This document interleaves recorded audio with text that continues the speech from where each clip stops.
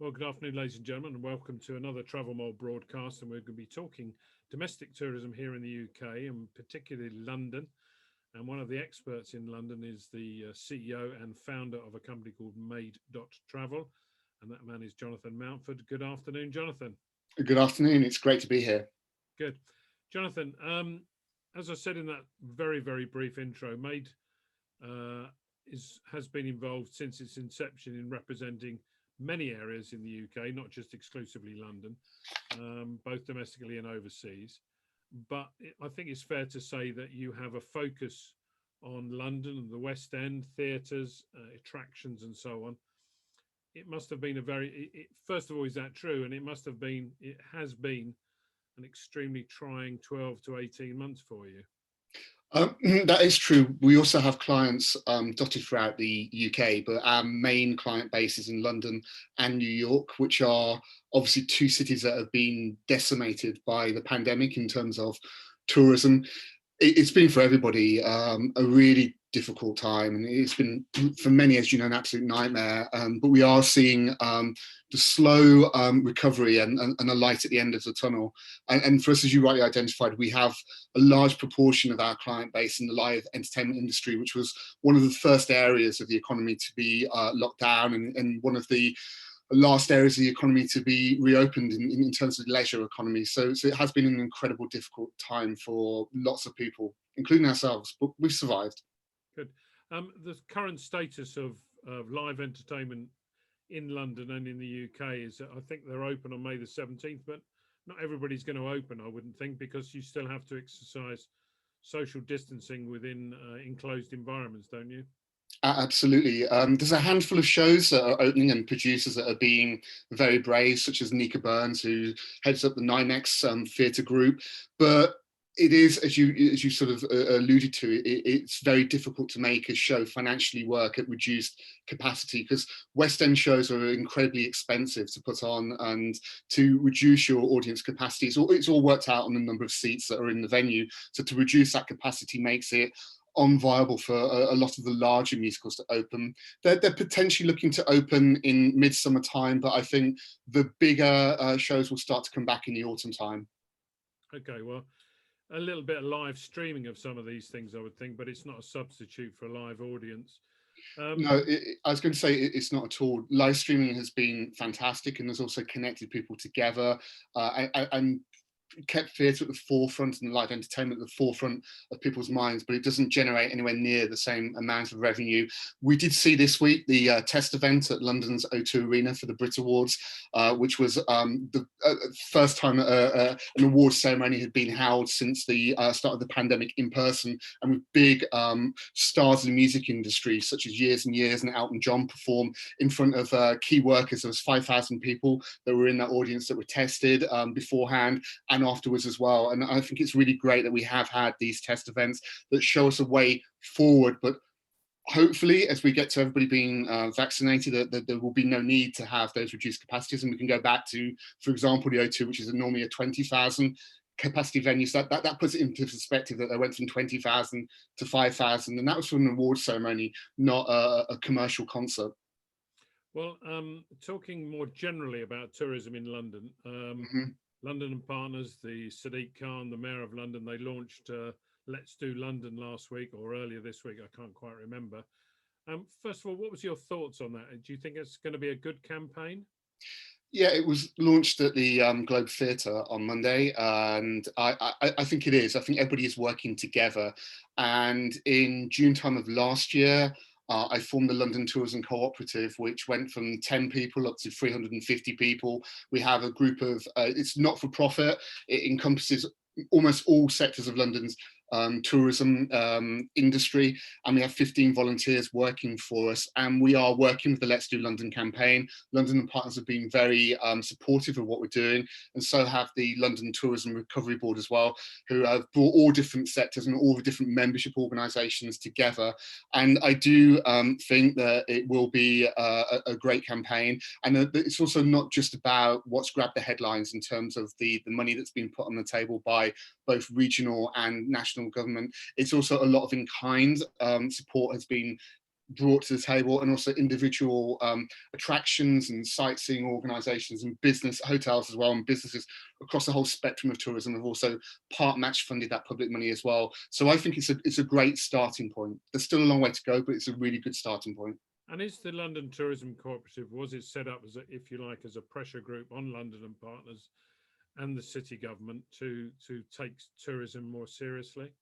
No, not at all. We didn't have, and we don't have a remit to be political or to lobby. That's not what we're about. It's not that we don't believe in that. We set ourselves up to aid recovery in terms of marketing, promotions, advertising, to work with media owners where we could be gifted media, or to open up opportunities that for some of, especially some of the smaller businesses in tourism that don't have massive marketing budgets. We wanted to put together a coalition and a cooperative of like-minded people that would work for the benefit of London's recovery in terms of that leisure and tourism economy. So what we're about is getting people back into London, getting people moving around London and spending money, and increasing partnership and relationship marketing to make that work.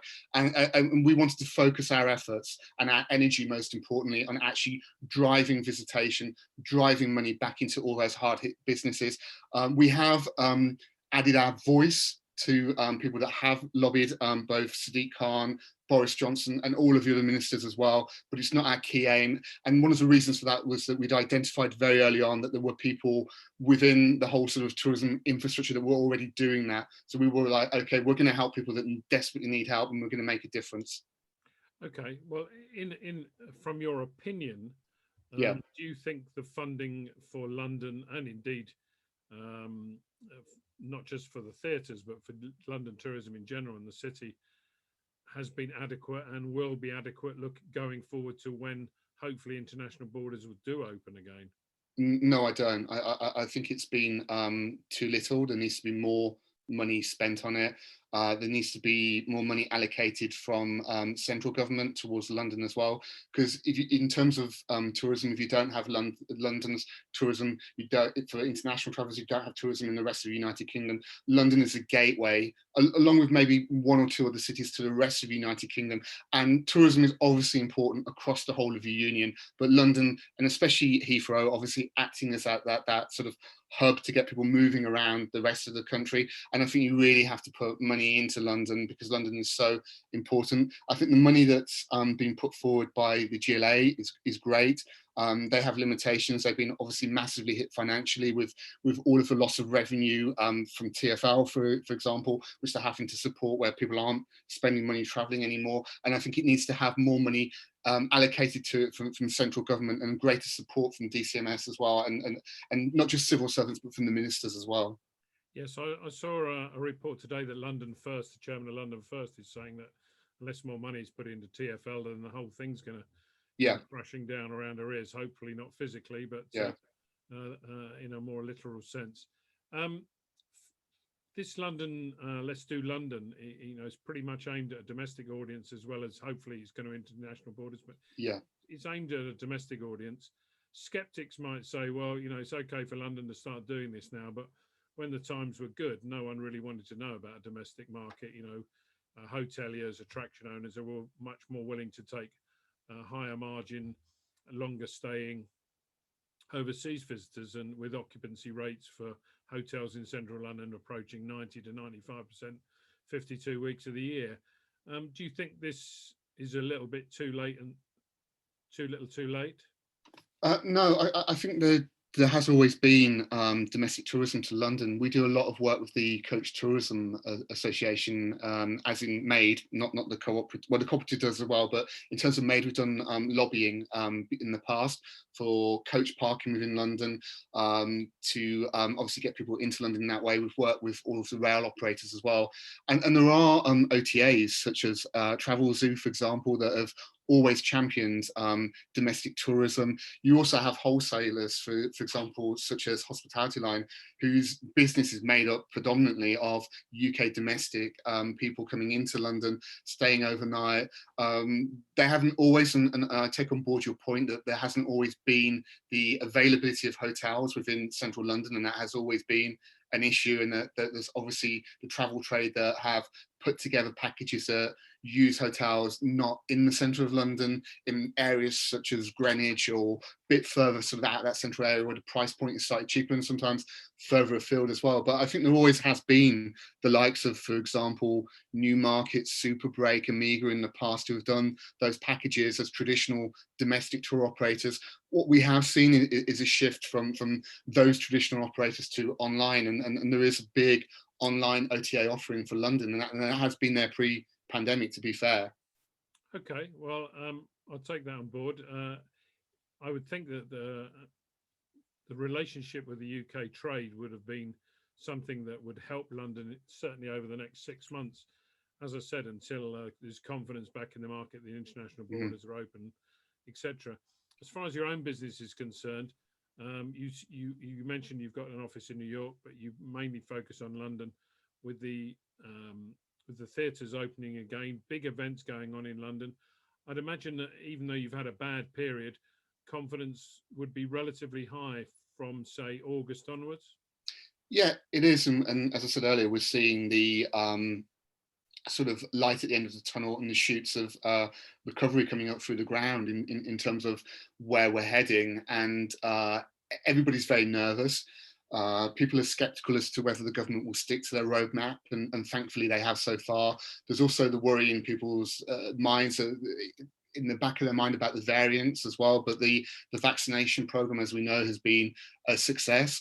I think what has happened, going back to part of your question to do with travel trade, I think travel trade have been ignored in the past by people such as London and Partners, where their focus has been on overarching branding. But what I do think that and there's a reason for that, and I do agree with their reasoning behind it, and why they haven't had to support travel trade in the past, and why they have been more focused on brand. But what has happened now is that those organisations, with the Let's Do London campaign, are supporting the travel trade, are supporting the London Tourism Cooperative, and I would say about 75% of our members are what you'd call traditional travel trade. So I think what the pandemic has done is put a refocus onto grassroots tourism, onto travel trade, and onto that traditional routes of booking, which have evolved, and travel trade does now encompass digital and OTAs, but it has actually, the pandemic has put a real focus that was missing for a few years, I think. Good. Well, Jonathan, I wish you the very best of luck. Thank you for your time. Hopefully it won't be long before London's buzzing, perhaps not as buzzing and as full as it used to be. But we'll get there.